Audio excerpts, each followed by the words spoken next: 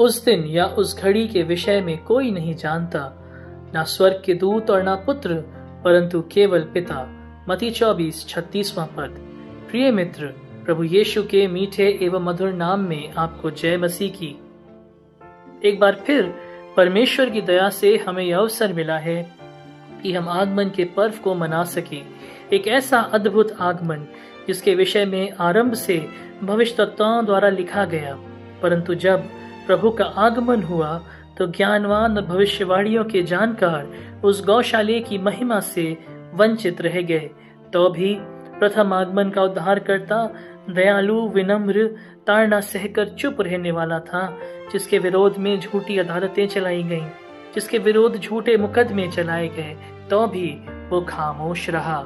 लेकिन आगमन का पर्व हमें स्मरण दिलाता है कि वो जो उस निष्कलंक मेमने के रूप में आया, जिसने विनम्र होके पीड़ा सही, जो मनुष्यों का सताया हुआ जाना गया, लेकिन अब जब उसका द्वितीय आगमन होगा तो वो राजा के रूप में आएगा, एक ऐसा राजा जो न्याय करेगा।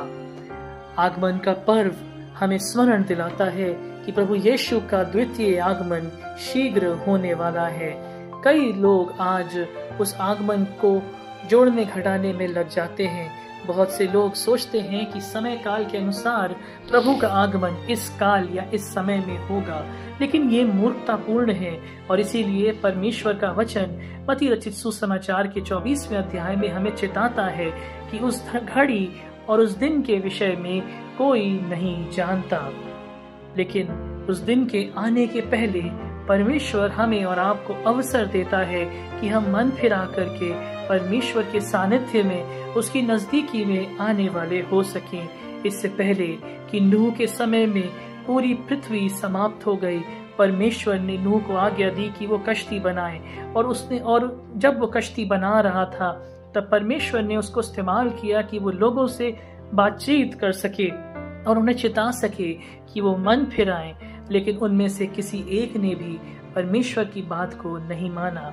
बाइबल बताती है कई वर्षों तक नूह उन्हें परमेश्वर के विषय में चिताता रहा और वो लगातार नूह को ठट्ठे में उड़ाते गए।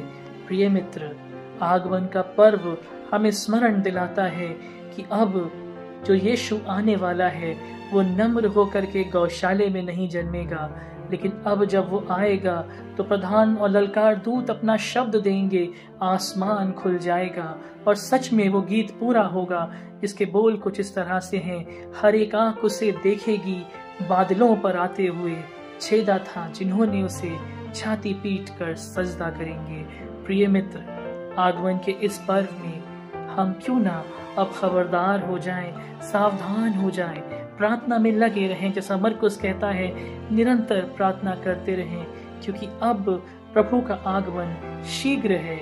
आशा से उसकी बाट जोते रहें, क्योंकि जब प्रभु आएगा जो विश्वास में पाए जाएंगे वो प्रभु के साथ उस अनंत राज्य में प्रवेश करेंगे। परमेश्वर इन वचनों के द्वारा आपको आशीष देवे।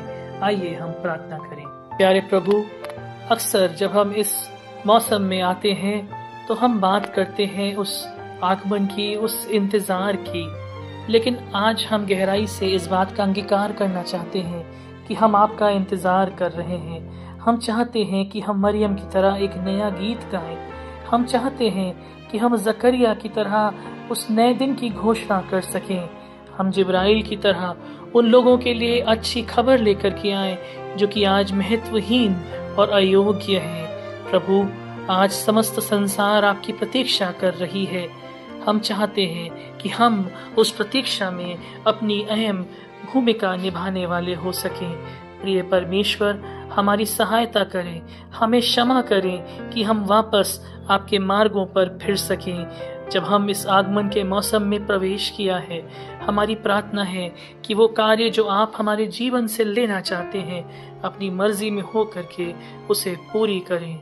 हमारी प्रार्थना है प्रभु जी हमारे परिजनों के आने के लिए कि परमेश्वर वो भी इस कार्य में जो आपका है उसे कर सकें, ताकि आपकी इच्छा इस पृथ्वी पर भी पूरी हो जैसे कि स्वर्ग में पूरी होती है। प्रभु यीशु के नाम से आमीन।